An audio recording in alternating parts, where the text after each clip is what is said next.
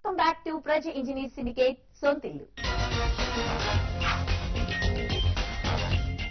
Administrator అందరి దృష్టి మీ మీదే ఉంది, ఎంత త్వరగా మెట్రో రైల్ ప్రాజెక్ట్ ని కంప్లీట్ చేస్తారని. కానీ ల్యాండ్ కి సంబంధించి ఇంకా ఇష్యూస్ చాలా ఉన్నాయి.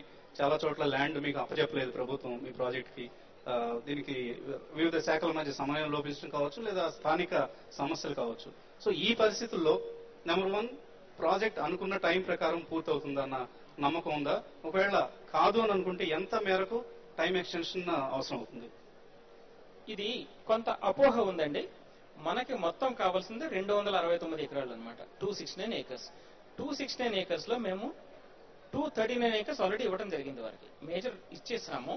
ఇక 30 ఎకరాలు మాత్రం ఇవ్వాలన్నమాట.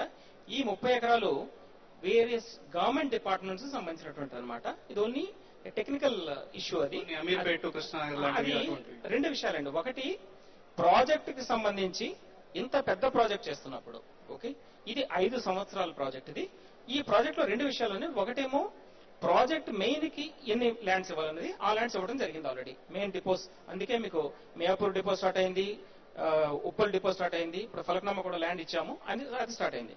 రెండవది ఏమిటంటే మీరు చెప్పే ప్రాపర్టీస్ రోడ్ వైడనింగ్ సంబంధించి అనమాట. రోడ్ వైడనింగ్ అనేది మనకి రైట్ ఆఫ్ వే ఉంది మొత్తం అంతా కూడా, మొత్తం 71 కిలోమీటర్లు కూడా రైట్ ఆఫ్ వే ఉంది. అయితే ఈ ప్రాజెక్ట్ అన్ని చోట్ల స్టార్ట్ చేస్తే మీకు ట్రాఫిక్ సమస్యలు ఉత్పన్నమయ్యే పరిస్థితి ఉందన్నమాట. ఈ ట్రాఫిక్ సమస్యల్ని పరిష్కరించుకోవడం కోసం మేము ఏం చేస్తున్నాం అంటే జిహెచ్ఎంసీ వారితో కలిసి రోడ్ ను ముందు వైడన్ చేసుకుని, అట్లాగే అందుకని ఇప్పుడు మీరు అటు నాగోల్ నుంచి కానీ లేకపోతే ఇటు మియాపూర్ నుంచి కానీ మేము ఏం చేసామంటే ముందు 40 కోట్లు ఖర్చు పెట్టి రోడ్ వైడన్ చేస్తాం.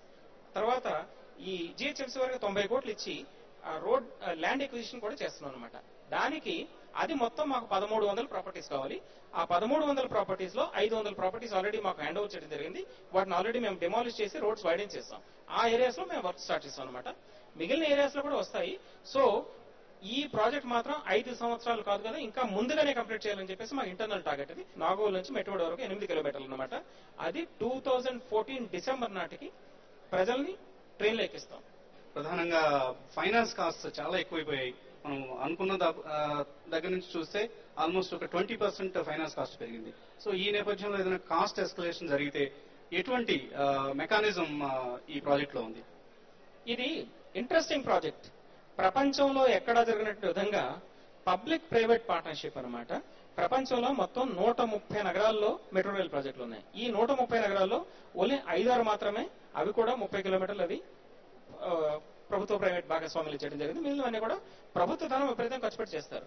ఇక్కడ ఇండియాకి ఇది ఛాలెంజ్ గా తీసుకుని ప్లానింగ్ కమిషన్ వారు మాకు అప్పచెప్పడం జరిగింది ఈ ప్రాజెక్ట్ చేయమని చెప్పేసి. ఇక్కడ మనకు లక్కీగా ఎల్ఎన్టీ అనేటువంటిది చాలా, మీ అందరికీ తెలుసు, ప్రపంచంలోనే చాలా ప్రసిద్ధి పొందినటువంటి సంస్థ. వారు ప్రతి రూపాయి కూడా క్యాలిక్యులేట్ చేసి మాక్సిమం వాల్యూ ఇంజనీరింగ్ చేసి వాళ్ళు చేస్తున్నారు అనమాట. అందుకని రేట్లు పెరుగుతున్నప్పటికీ కూడా మాకైతే కాన్ఫిడెన్స్ ఉంది, వీలైనంత వరకు కూడా అదే మొత్తం 14,000 కోట్ల రూపాయల్లోనే ఈ ప్రాజెక్ట్ కంప్లీట్ చేయగలన్నట్టు. ఒకవేళ పెరిగినప్పటికీ కూడా దానిని ఎల్ఎన్టీ వారే పెట్టుకోవాల్సి వస్తుంది, ప్రైవేట్ అనమాట. సో అది మాకు డెఫినెట్ గా కాన్ఫిడెన్స్ ఏమిటంటే వీలైనంత వరకు కూడా, అంటే విపరీతంగా ఒక అబ్నార్మల్ గా ఫారెన్ ఎక్స్చేంజ్ పెరిగితే తప్ప, రూపీ వాల్యూ పడిపోతే తప్ప, బై అండ్ లార్జ్, ఎందుకంటే ఈ 14,000 కోట్లలో దగ్గర 50%, 7,000 కోట్లు ఇంపోర్ట్స్ సంబంధించింది అనమాట. ఆ ఇంపోర్ట్స్ మన రూపీ వాల్యూ కనుక మరీ పడిపోతే డాలర్ తో కంపేర్ చేసుకుంటే రేట్లు పెరిగే అవకాశం ఉంది. మిగతాది లేకపోతే ఏంటంటే వేరే ఇంజనీరింగ్ స్కిల్స్ వల్ల బై అండ్ లార్జ్ బ్యాలెన్స్ చేయగలుగుతున్నారు. సో పెద్దగా పెరగకపోవచ్చు, ఒక 1000 కోట్లు పెరిగా కానీ వాళ్ళు 2,000 కోట్లు మాత్రం డెఫినెట్ గా వాళ్ళు భరించగలటువంటి ప్రాజెక్ట్ అందులో కెపాసిటీ ఉంది. తిరుపతిలో ఎటువంటి వాతావరణం ఉంది? రియల్ ఎస్టేట్ పరంగా మన హైదరాబాద్ లో 2 ఏళ్లుగా కొంచెం నిస్తేజంగా ఉండడం చూస్తున్నాం. ఇప్పుడు రివైవ్ అవుతుంది, లాస్ట్ ఫ్యూ మంత్స్ లో బాగా రివైవ్ అయింది. సో ఇటువంటి వాతావరణమే తిరుపతిలో కనిపిస్తుందా? తిరుపతిలో పిలిగ్రిమ్ టౌన్ కాబట్టి ఒకప్పుడు రియల్ ఎస్టేట్ యాక్టివిటీ ఉండదనుకునేవాళ్ళు, కానీ ఇప్పుడు ప్రతి వాళ్ళు తిరుపతిలో ఒక ఇల్లు ఉంటే బాగుండు లేదా ఒక ఫ్లాట్ ఉంటే బాగుండు అన్న ట్రెండ్ కనిపిస్తుంది. ఇది తిరుపతి రియల్ ఎస్టేట్ మార్కెట్ లో ఎటువంటి పరిణామాలకు దారితీస్తుంది? తిరుపతి మార్కెట్ గత 12 సంవత్సరాలు చూస్తున్నాను సార్. నేను ఇండస్ట్రీలోకి వచ్చినప్పటి నుంచి ఎప్పుడు కానీ అబ్నార్మల్ గా పెరగడం కానీ తగ్గడం కానీ జరగలేదు. సో దానివల్ల ఏంటంటే ఇన్వెస్టర్స్ కి ఇది సేఫ్ బెట్. మనం అపార్ట్మెంట్స్ తిరుపతిలో కొనుక్కుంటే మనకి నష్టం రాదు, పెరుగుతుంది తప్పనిచ్చి మనకి తరుగుదల లేదనే ఒక అభిప్రాయం ఉండటం. తర్వాత ఈ ఎంప్లాయ్మెంట్ ఎక్కువ ఉన్నారు తిరుపతిలో. యూనివర్సిటీస్ ఎక్కువ 11 యూనివర్సిటీస్ ఉన్నాయి, టీటీడీ ఉంది. సో దీనివల్ల ఎంప్లాయీస్, బ్యాంక్స్, రీజనల్ బ్యాంక్స్ ఉన్నాయి, జోనల్ ఆఫీసర్స్ ఇవన్నీ ఉండడం ఏంటంటే మీకు ఎక్కువ ఎంప్లాయీస్ ఉన్నారు తిరుపతిలో. సో వాళ్ళకి ఏంటంటే రిటైర్ అయ్యే వాళ్ళు ప్రతి ఒక్కరును తిరుపతిలోనే సెటిల్ అవ్వాలనుకుంటున్నారు. వెంకటేశ్వర స్వామి దగ్గరే ఉండాలి. అదేమంటారు, రిటైర్డ్స్ పీపుల్ ప్యారడైజ్ అంటారండి తిరుపతిని. అంటే మేము ఎల్డర్లీ పీపుల్ దగ్గర నుంచి విన్నది.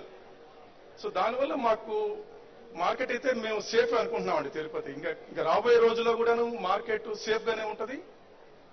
అట్లని అబ్నార్మల్ పెరగడం ఉండదు కాబట్టి మాకు ఎప్పటికీనూ ఆ మార్కెట్ అనేది అష్యూర్డ్ అనేది ఒక నమ్మకం ఉందండి.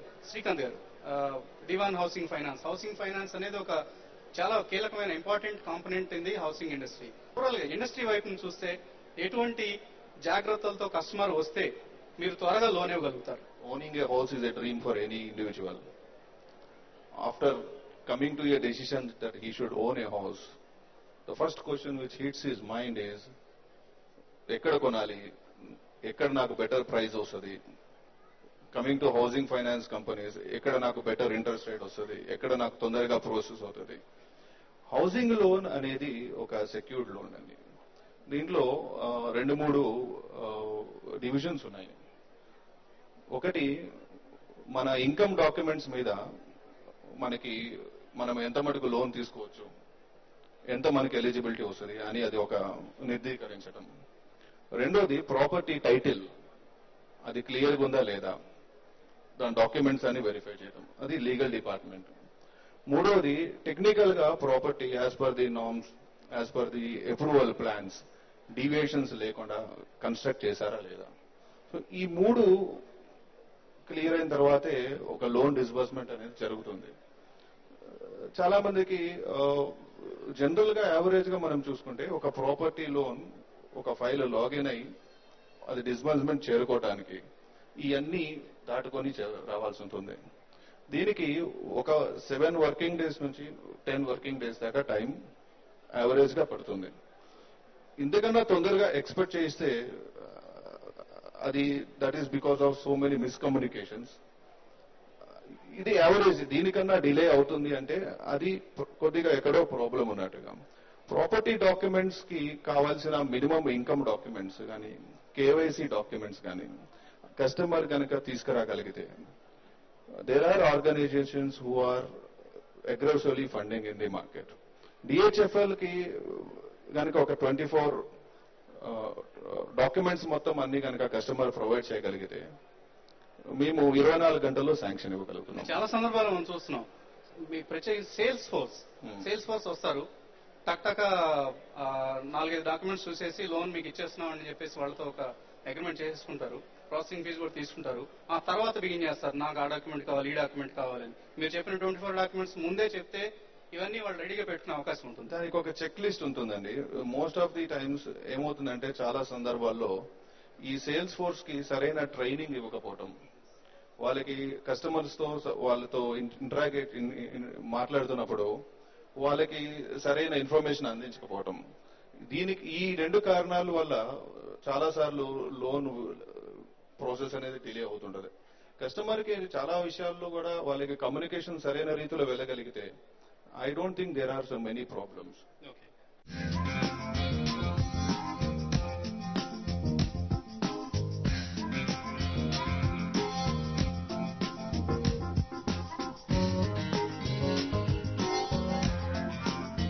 క్రెడా ఈ ప్రాపర్టీ షో హైలైట్స్ 2 భాగాన్ని వచ్చే వారం ప్రజా ఇంజనీర్స్ సిండికేట్ సొంతిల్లు కార్యక్రమంలో చూద్దాం.